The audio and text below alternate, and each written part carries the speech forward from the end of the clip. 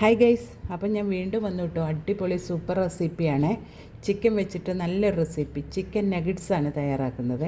അപ്പം ഞാനിത് പഴയ ചാനലിലിട്ടിട്ടുള്ള റെസിപ്പിയാണ്.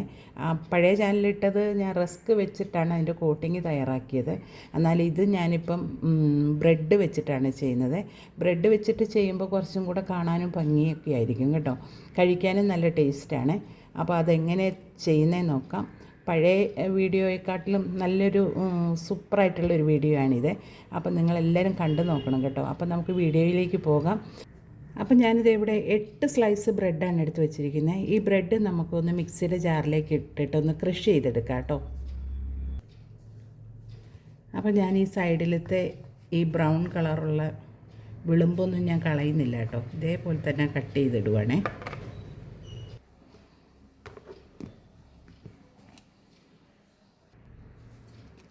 അപ്പോൾ ഇത് കണ്ടോ, ഇതേപോലെ പൊടിഞ്ഞ് കിട്ടിയിട്ടുണ്ട്. അത് നമുക്കൊരു ബൗളിലേക്ക് മാറ്റി കൊടുക്കാം.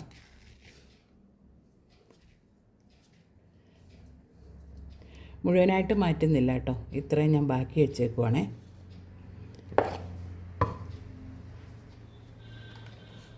അപ്പം ഞാൻ ചിക്കൻ എടുത്തിരിക്കുന്നത് കണ്ടോ, എല്ലില്ലാത്ത പീസ് ഇത്രയും കഷ്ണമുണ്ട്. നന്നായിട്ട് കഴുകി വൃത്തിയാക്കിയതാണ്. അത് നമുക്ക് മിക്സിയുടെ ജാറിലേക്ക് ഒന്ന് ഇട്ട് കൊടുക്കാം.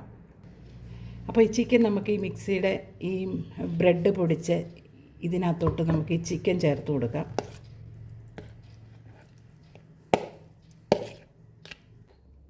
അതിൻ്റെ കൂടെ ഞാൻ ചേർത്ത് കൊടുക്കുന്ന 1/2 ടേബിൾ സ്പൂൺ കാശ്മീരി മുളക് പൊടി ചേർത്ത് കൊടുക്കാം. പിന്നെ നമുക്ക് ആവശ്യത്തിന് ഉപ്പ് ചേർത്ത് കൊടുക്കാം കേട്ടോ. ഇതേ ഒരു 1/2 ടീസ്പൂൺ ഉപ്പാണ് ഞാൻ ചേർത്ത് കൊടുക്കുന്നത്. പിന്നെ കുറച്ചധികം മല്ലിച്ചപ്പ് ചേർത്ത് കൊടുക്കാം കേട്ടോ.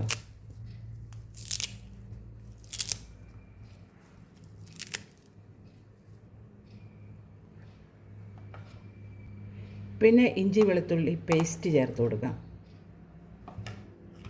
ഒറിഗാനോ കയ്യിലുണ്ടെങ്കിൽ 1 ടേബിൾ സ്പൂൺ ഒറിഗാനോ ചേർത്ത് കൊടുക്കാം.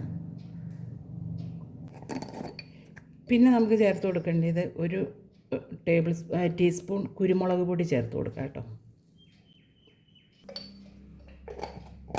2 ടീസ്പൂൺ സോയാ സോസ് ചേർത്ത് കൊടുക്കുവാണേ.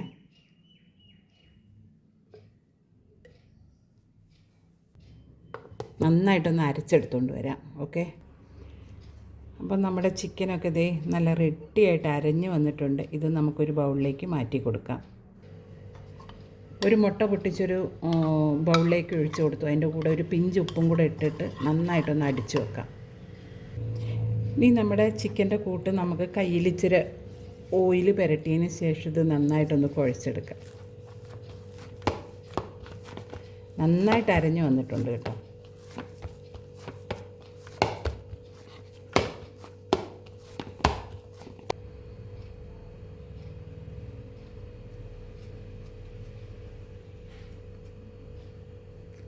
ഇങ്ങനെ ചെറിയ ഉരുളയായിട്ട് പിടിച്ച് നമുക്ക് ഏത് ഷേപ്പിൽ വേണേലും ചെയ്തെടുക്കാം കേട്ടോ.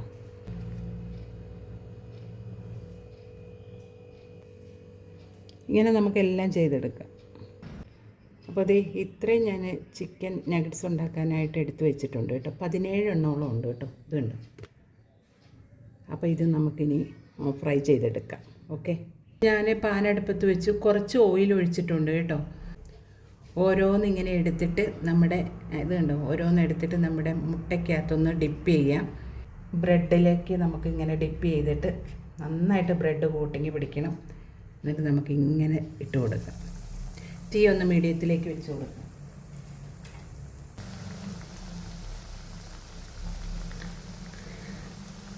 നമുക്ക് നമ്മുടെ ഫ്ലെയിം മീഡിയത്തിലേക്കാണ് ഇട്ടിരിക്കുന്നത്.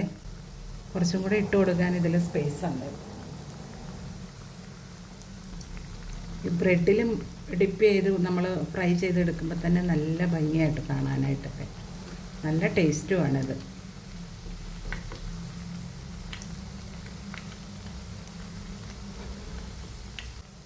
അപ്പോൾ റെഡി ആയിട്ടുണ്ട്. ഇത് കോരി എടുത്തേക്കാം. ഫ്രൈ ആക്കി എടുത്ത് വെച്ചിട്ടുണ്ട്. അത് നമുക്കൊരു ബൗളിലേക്ക് മാറ്റി കൊടുക്കാം. അപ്പം നമ്മുടെ അടിപൊളിയായിട്ടുള്ള ചിക്കൻ നഗറ്റ്സ് ഇവിടെ റെഡി ആയിട്ടുണ്ട്. കൂടെ ഇച്ചിരി കട്ടൻ ചായയും സോസും ഒക്കെ എടുത്ത് വെച്ചിട്ടുണ്ട് കേട്ടോ. നല്ല ടേസ്റ്റി ആയിട്ടുള്ള ഒരു റെസിപ്പിയാണിത്. 4 മണിക്ക് കുട്ടികൾക്കൊക്കെ ഉണ്ടാക്കി കൊടുക്കാൻ പറ്റുന്ന നല്ലൊരു റെസിപ്പിയാണ്. നമ്മുടെ വീട്ടിലൊക്കെ ചിക്കൻ വാങ്ങുവാണെങ്കിൽ ഇച്ചിരി എല്ലില്ലാത്ത പീസൊക്കെ എടുത്ത് മാറ്റി വെച്ചാൽ വൈകുന്നേരം നമുക്ക് ഇതേപോലെയൊക്കെ ഉണ്ടാക്കി കഴിക്കാം കേട്ടോ. അപ്പോൾ ഞാനിത് അടിപൊളിയായിട്ട് ഉണ്ടാക്കിയിട്ടുണ്ട്. നല്ല ടേസ്റ്റാണ്, സൂപ്പർ ടേസ്റ്റാണ് കേട്ടോ. അപ്പം നിങ്ങൾ ചെയ്ത് നോക്കുക. എൻ്റെ വീഡിയോ കണ്ട് ഇഷ്ടപ്പെടുവാണെങ്കിൽ ലൈക്ക് ചെയ്യാനും കമൻറ്റ് ചെയ്യാനും സബ്സ്ക്രൈബ് ചെയ്യാനൊന്നും മറക്കരുത്. അടുത്ത നല്ലൊരു വീഡിയോയുമായിട്ട് ഞാൻ ഉടനെ വരും. താങ്ക്